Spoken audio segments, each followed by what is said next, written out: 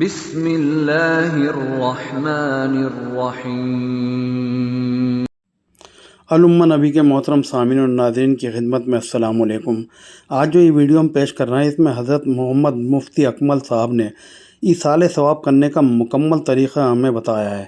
اس بیان کو آپ بھی سنیے اور استفادہ حاصل کیجیے۔ اور ایسے ہی دعا ایک عمل ہے، ہم دعا کرتے ہیں اور اس کا بدلہ اور اس کا اجر اور اس کا فائدہ مردے کو بھی حاصل ہوتا ہے۔ رحمت کونین صلی اللہ علیہ وسلم فرماتے ہیں کہ ایک شخص کا مرنے کے بعد درجہ بلند ہوا تو اس نے اللہ تعالیٰ کی بارگاہ میں عرض کی، یا رب کریم میرا تو عمل منقطع ہو گیا، یہ اب میرا درجہ کیسے بلند ہوا؟ تو اللہ تعالیٰ نے ارشاد فرمایا کہ یہ تیری نیک اولاد نے ابھی تیرے لیے دعائے بخشش و مغفرت کی ہے، اس کا نتیجہ ہے۔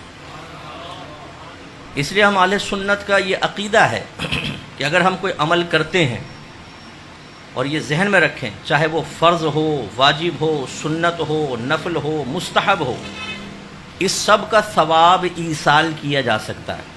فتاوی عالمگیری میں علامہ ابن عابدین شامی صاحب رحمۃ اللہ علیہ اس فتاوی شامی کو رد المحتار بھی کہتے ہیں۔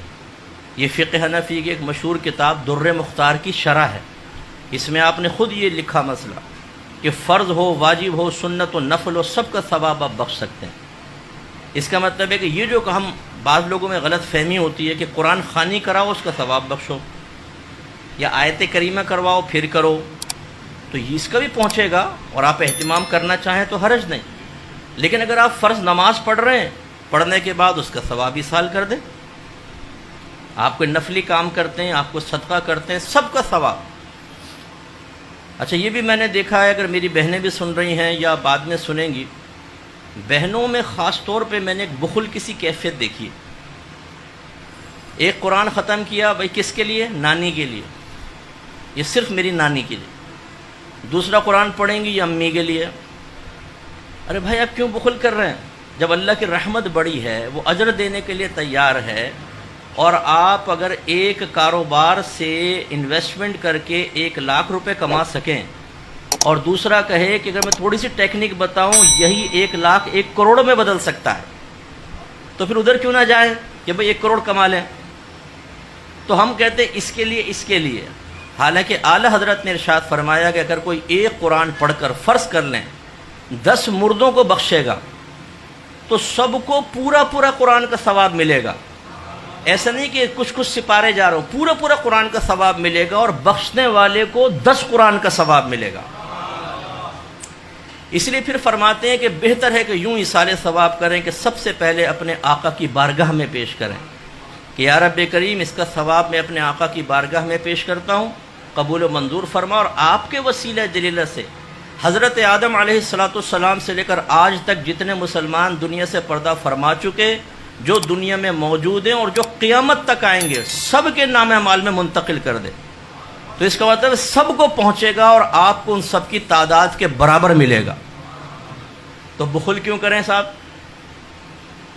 ہم یہ سوچتے ہیں کہ نہیں، اگر دادا کو بھی کر دیا، دادی کو کے ساتھ ساتھ دادی کہیں گی یہ تم نے کیا کیا؟ ساری زندگی دادا کو برداشت کرتی رہی، تم نے مرنے کے بعد بھی میرے ساتھ کر دی پارٹنرشپ۔ ارے بھائی کریں، کوئی فرق نہیں پڑتا۔ یہ بخل کی کیفیت سے ہمیں باہر نکلنا چاہیے۔ ہمیشہ وسعت رکھیں، اللہ تعالیٰ بڑا رحیم و کریم ہے۔ ہر ایک کی قبر میں نور اترتا ہے جب آپ ایصال ثواب کرتے ہیں اجتماعی طور پر، تو قبور میں نور اترتا ہے۔ حضرت مالک بن دینار رحمۃ اللہ علیہ فرماتے ہیں میں سفر کر رہا تھا، قبرستان کے پاس سے گزرا تو مجھے ایک نور نظر آیا، تو میں نے کہا لا الہ الا اللہ، ایسا لگتا ہے کہ اللہ نے ان سب کی بخشش کی ہے، کیسا نور نازل ہو رہا ہے۔ تو مجھے ایک غیبی آواز آئی، وہ گویا کہ ایک مردہ کہہ رہا تھا۔ اس نے کہا کہ یہ نور ایک شخص کے ایصال ثواب کا ہے۔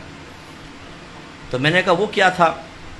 اس نے کہا اس شخص نے ایک دن وہ اپنے حجرے سے باہر آیا اور 2 رکعت نماز اس طرح پڑھی کہ الحمد شریف کے بعد ایک بار قل یا ایھا الکافرون اور 1 مرتبہ سورہ اخلاص، دونوں رکعتوں میں سے پڑھ کے اس کا ثواب ہمیں بخشا، یہ نور تم اس کا دیکھ رہے ہو۔ تو حضرت مالک بن دینار رحمۃ اللہ علیہ فرماتے ہیں کہ میں نے تہیہ کر لیا، میں بھی اسی طرح ایصال ثواب کروں۔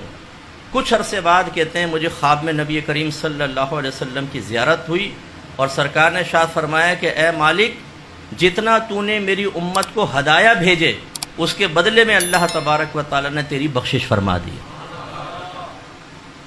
اور یہ اچھی طرح یاد رکھیں کہ جب آپ اپنے ذہن میں وسعت پیدا کر کے خصوصاً انبیاء علیہم السلام، صحابہ کرام، اولیاء اعظام اور اہل بیت اطہار کو ایصال ثواب کرتے ہیں، ثواب ایصال کرتے ہیں، ان کے پاس پہنچتا ہے، آپ کے نام کے ساتھ، آپ کے والد کے نام کے ساتھ تعارف ہوتا ہے، یہ فلاں بن فلاں نے بھیجا ہے، اس سے ان کے درجے بلند ہوتے ہیں، ان کے قبور میں انوار و تجلیات اللہ کی طرف سے نازل ہوتی ہیں، رحمتیں نازل ہوتی ہیں، انہیں روحانی سکون ملتا ہے جب آپ ان کے لیے اس طرح روحانی سکون اور درجات کی بلندی کا سبب بنتے ہیں۔